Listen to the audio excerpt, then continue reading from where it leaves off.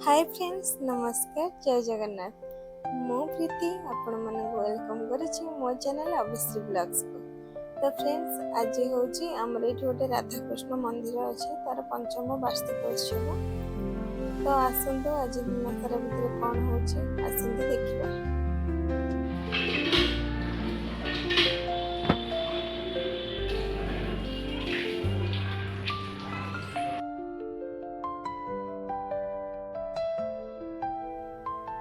तो फ्रेंड्स, एठी मु आसी टिके मुरुज पकेया पई।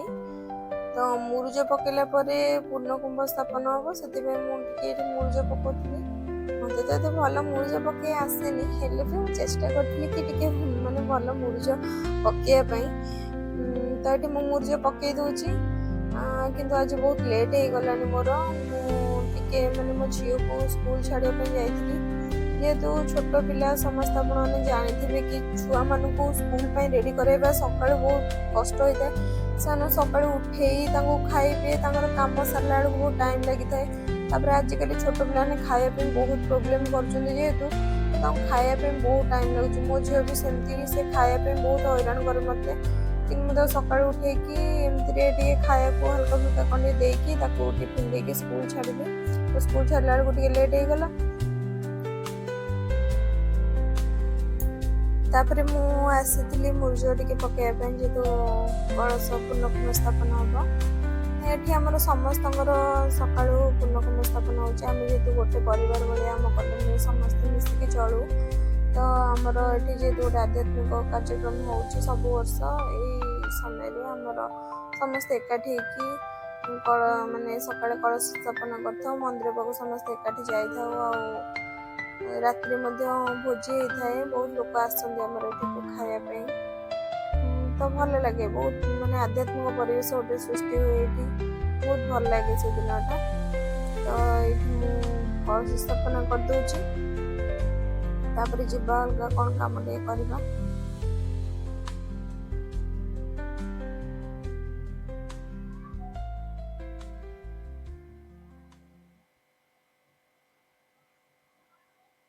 एबे सरीगला मुझे अलिता लगेदेवी। अलिता लगे सारापर भोक बहुत जोरे है जावा कंडे खाइबा। जेहेतु आज लेट हो गला सब जिन लेट लेट करा पड़ू।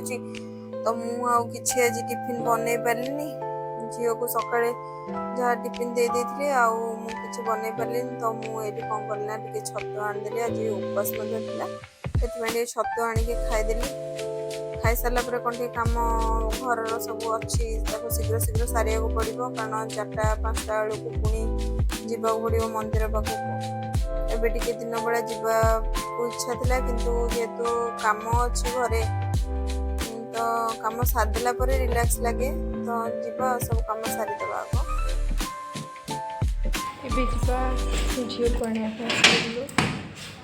स्कूल आसे टाइम आ मो हजबैंड कहते से जाके आनीदेवी जेहतु काम हो। तो ये बाहर झील को नहीं आसवि स्कूल।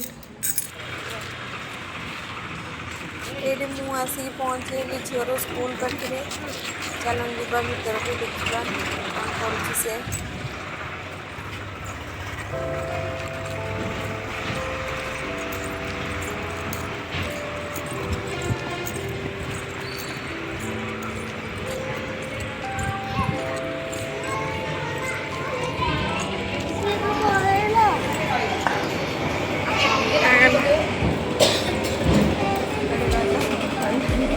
तुम्हारे डाकिदेले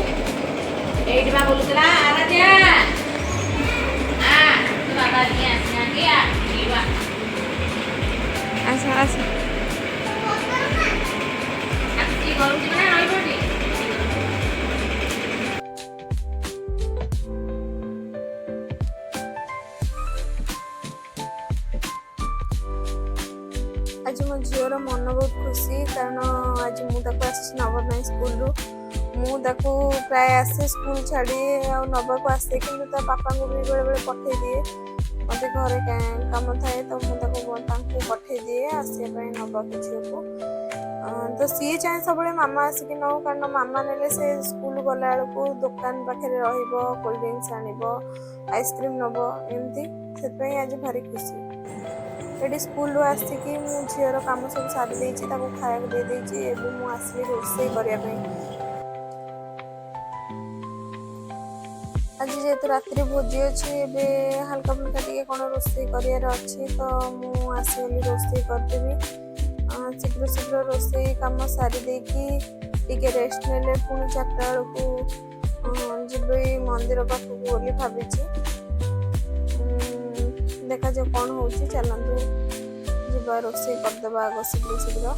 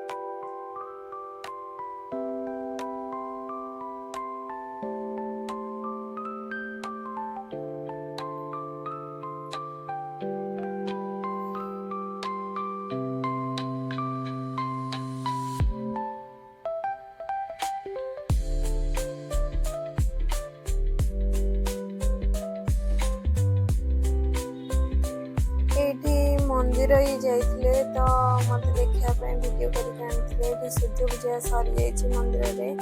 आ मंदिर मध्य बहुत सुंदर सजाई आज ठाकुर सब बहुत सुंदर देखा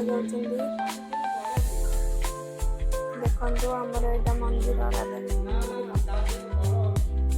ये सब पूजा है भाईना मंडल काटी के सुंदर ये करती सतरे मुझे बेले बेले भी भावे माने पुओ पिला के सुंदर मुर्ज पकाउछन के सुंदर कर बहुत बढ़िया लगे मत देखापी। मुझे सब भावे काश मुझे करती बहुत सुंदर मैंने मुर्ज पकाती।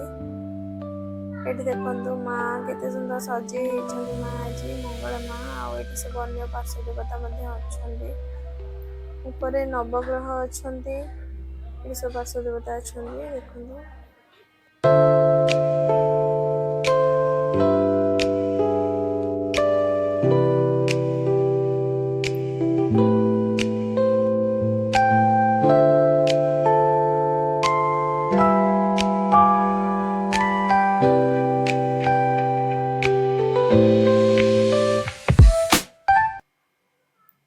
ये होचंती आम राधा कृष्ण आज बहुत बढ़िया से सज होचंती भगवान।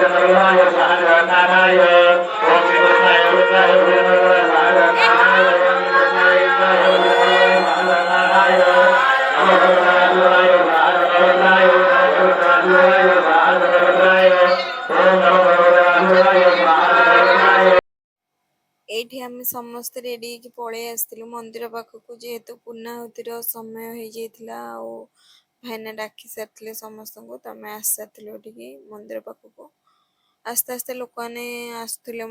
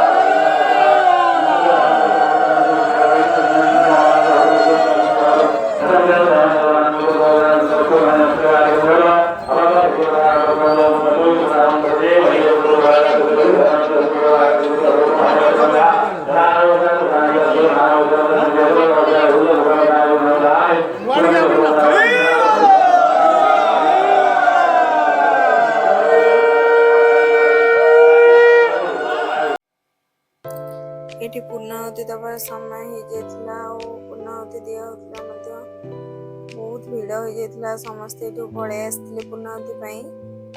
ତାପରେ ପୂର୍ଣ୍ଣାହୁତି ଦିଆହେଇଥିଲା ଆଉ ସମସ୍ତେ ଆମେ ପୁଷ୍ପାଞ୍ଜଳି ମଧ୍ୟ ଦେଇଥିଲୁ। ଠାକୁରଙ୍କୁ ମୁଣ୍ଡିଆ ମାରିକି ଆମେ ଆସିଥିଲୁ ପ୍ରସାଦ ସେବନ କରିବା ପାଇଁ। ଟିକେ ଟିକେ ଠାକୁରଙ୍କର ଚଡ଼ୁଅନ୍ନ ଟିକେ ପାଇଥିଲୁ। ତାପରେ ଆମେ ଆସିଥିଲୁ, ସେଇଠୁ ବାହାରକୁ ଆସିଥିଲୁ ହେରି ସମସ୍ତେ। ଆସିଲା ପରେ ଆମର ଏଠି ମନ୍ଦିର ପାଖରେ ଭଜନ ସମାରୋହ ପ୍ରୋଗ୍ରାମ ଆରେଞ୍ଜ କରାଯାଇଥିଲା। ବହୁତ ଦୂରରୁ ଆସିଥିଲେ ସବୁ କଣ୍ଠଶିଳ୍ପୀ ମାନେ, ସେମାନେ ବଢ଼ିଆ ଭଜନ ବୋଲୁଥିଲେ।